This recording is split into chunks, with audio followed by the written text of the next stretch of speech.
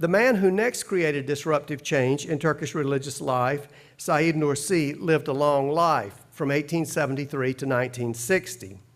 However, the disruptive change again occurred in a relatively short time span, in his case from 1925 to about 1944, when he wrote the vast collection of treatises known collectively as the Risale-i Nur, for which he wished to be remembered. Within the universe, just as God makes the sun and moon attend to their duties, the manifestations of his omnipotence also include a magical emanation of true planning, administering, regulating, purifying, and assigning duties. The master of the universe is the master of modernity. In addition to arguing that materialist science could not undermine religious truth, Said's movement also embodied a new phase in the transformation of religious forms of organization and action. During Said's lifetime, his movement accomplished the entire transition in the production of Islamic knowledge from oral to textual and from manuscript to printed. The Nur movement divided into several branches after Said's death in 1960. Gradually, it became apparent that a young religious leader who was also a student of Said Nursi's writings was going to become a new leader of exceptional impact. This was Fethullah Gülen, born in 1938. Like Mevlana Khalid and Said Nursi, Fethullah Gülen made history in a relatively short time span. His movement expanded from local to national to global just since about 1983. During the past 2 centuries, 3 great renewals have transformed Ottoman and Turkish religious culture. A leader exceptional for his piety, learning, and vision launched each movement. At some point, each leader ran into trouble with government authorities suspicious of change that they could not control. These renewal movements won many followers, largely because they responded particularly well to the challenges and crises that Muslims were experiencing at the time, whether it was the 1820s, the 1920s, or the 1980s. In terms of their social organization and their means of propagating their beliefs, the movements differ notably. Yet the differences fit together end to end, tracing a significant learning curve in religious history. The third theme that I have over here is that the Zionist connections, similar to the American connections. In this theme, Gülen is portrayed as a Zionist comparator who works with the Mossad and Israel, while some articles show that Gülen as a crypto-Jew, meaning who is a Jewish but hiding his identity, along with the leading members of the AKP government, and others claim Gülen only works for the Zionist groups. In 2007, Ergun Poyraz wrote a series called Moses' Sons, or Moses' Children. In these books, he proves that Abdullah Gül, the president of Turkey, Prime Minister Tayyip Erdogan, and AKP's leading figure, Bülent Arınç, and Gülen are descendants of Jews. These books are titled as Moses' AKP, Moses' Gül, Moses' Children, Tayyip and Emin, and etc. You can see the full list in the appendix. The English versions I have has very different picture than this one. And again, there are several themes in this one also. The first one is Trojan horse, modern Islam as taqiyya.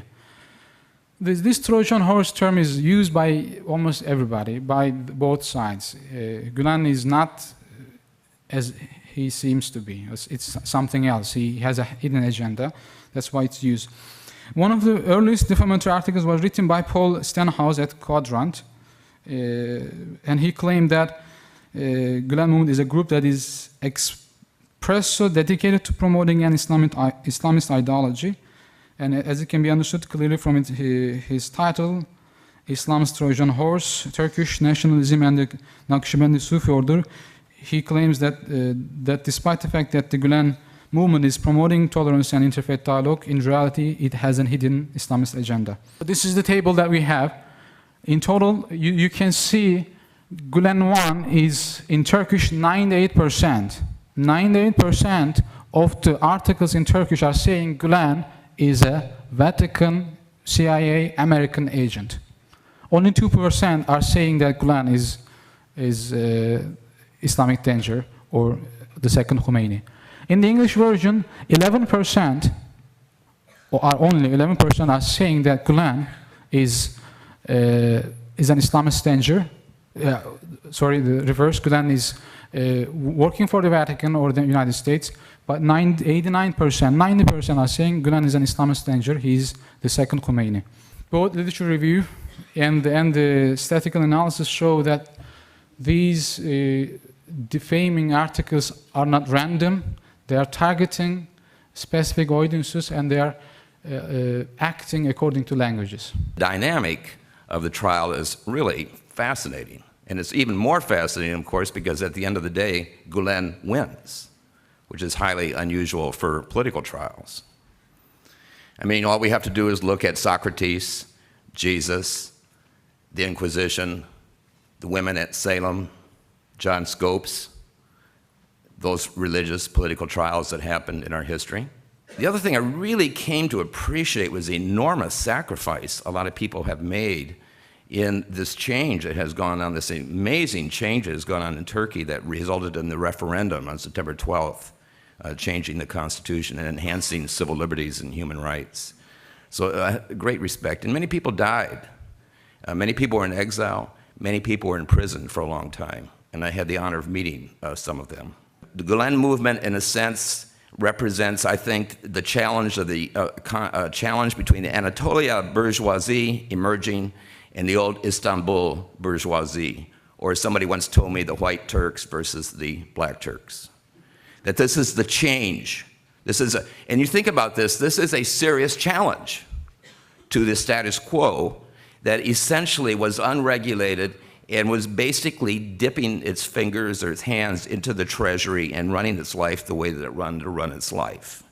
You have the whole deep state problem that we see has come up in all of the documents released through the Ergenekon and the sledgehammer indictments, right? The interplay between all of these entities I just mentioned, the interplay and the tight military-industrial complex, and how the Gulen movement threatens that because it's a popular movement that nobody can get its hands on, right, in the way that we think about organizational stuff in the United States. And it's a threat because you can't control it. People see it happening in front of them, the establishment, the economic order, and it's a threat to them. And there are all sorts of other things going on too. You know, the interference with the drug trade that has become part of the deep state, or trafficking, or why is it that PKK does what it does when it does? Is it just stirring up violence in order to keep the repression going, in order to keep the reaction to support the military so you can have more conflict? All that dynamic that goes on, I think all leads to the prosecution of Fethullah Gülen. So, but the media in Turkey too, and the journalists and the print thing carry much more sway with people than they do in the United States. Journalists, for example, will appear on the front page of papers. They're paid very well. People pay attention to the political commentary. And so when you have this campaign start against Gülen, people look at it. Even people in the movement, I'm sure, said, wow, what's going on? Where there's smoke, is there fire? And that was part of what's going on. One of the good things that happened by chance, I interviewed the lawyer in May about this, pure chance. One of the lawyers says to Gülen one day in Izmir, why don't you start suing these people for defamation? And Gülen said, no, you know, I'm not like that. Well, anyway, it happened. The lawyer talked him into it. The good thing is that the lawyers were able to, they brought something like 300 cases altogether, all across Turkey. But the lawyers the fact that they got a huge number of judgments in the courts for defamation, they were able to use later on in the criminal trial to show that the allegations brought by the prosecutor were not true. Okay, what was the wild card? The wild card was the European Union, the accession agreements. Turkey was bound and determined to come into the European Union, and as a requisite for coming into the European Union, it had to change its legal system. Changing its legal system meant abolishing the state security courts, meant allowing religious freedom, and it meant ensuring civil liberties. And it took Turkey a long time to come into compliance with those requirements in the accession agreements. it happens during the Gülen trial. That's why I call it the wild card. That is why Gülen wins the trial in the end. The indictment is awful if you read it. I mean, it's everything, all of this stuff, all of this trash stuff that was up here earlier, the secret cardinal. I mean, all of that stuff is in the indictment. And it looks like a cut and paste job, actually, that he'd end up Xeroxing or something. I mean, it's just, it's amazing the lack of integrity in bringing forward this criminal prosecution. But anyway, he does it. And of course, the day before he files the indictment, he leaks it to the press, and all of that goes back and forth. Gülen is indicted as a terrorist. All the evidence, is clearly fabricated, but it's there, right? Or create that smoke. Where's there's smoke, there's fire. And of course, the acquittal comes in the appeals court at the same time that Gülen is acknowledged as one of the top 20 intellectual leaders in the world. So it's a good month for Gülen. But it was even better the next month. Because parallel to this, and if you don't believe in the deep state, you will after you hear this. Parallel to this, when Gülen was in the United States, he had applied to be a religious scholar. Now, and the US government said, no, you're not a religious scholar. What do you mean a picture of the Pope? Who took that picture? I'm not kidding. This is I just got done bad-mouthing the indictment in Turkey. Well, you ought to read some of the United States Justice Department pleadings. Just absurd. Anyway, the judge at one point gets so fed up with this nonsense that he calls the lawyers in, as judges do when they get hacked off, and say, I want whoever's making that decision in front of me in 10 minutes. And the lawyer for the government says, Your Honor, this decision is coming higher than Homeland Security, and it's coming so high that I cannot get that person in front of you. So that narrows it down. We know Bush didn't think about this. So that narrows it down to either Cheney or Rumsfeld. And the judge says, yeah, whatever, and grants religious scholar status.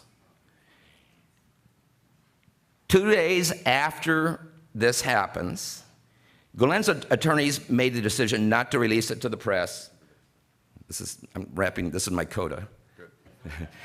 Not to release it to the press because of the CIA agent thing, just let it happen. Well, 2 days later, it was in the Turkish press. So somebody from the inside the United States government leaked it. Clarence Darrow, this is my wrap-up. Okay? Clarence Darrow used to say that the law, and Clarence Darrow was a famous human rights lawyer in the United States, very earthy, used to say the law is the bastard child of justice. He was absolutely right. But in this sense, in this one instance in history, and I'm glad to have written the book about it, justice and the law coincided, and Turkey is better off in terms of religious freedom, in terms of democracy, and in terms of human rights, thanks to this trial. I think that the position of Mr. Gülen is an important antidote to the kind of fear that has emerged in an era of terrorism. Terrorists, even when they don't mean to, often provoke reactions by democratic publics to restrict civil liberties, to actually diminish tolerances. This is one of the worst effects of terrorism, that even when the terrorists don't do it to us, we often do this to ourselves. We hurt ourselves. Well, what Mr. Gülen is doing and what the Gulen Movement is doing is working against this restriction of civil liberties to sort of build tolerance in an era when we need it most. The American public is only now learning about the Gulen Movement, and I think the Gulen Movement is important for promoting understanding and cross-cultural dialogue, something absolutely crucial in our increasingly interconnected world, and also crucial in an era of terrorism.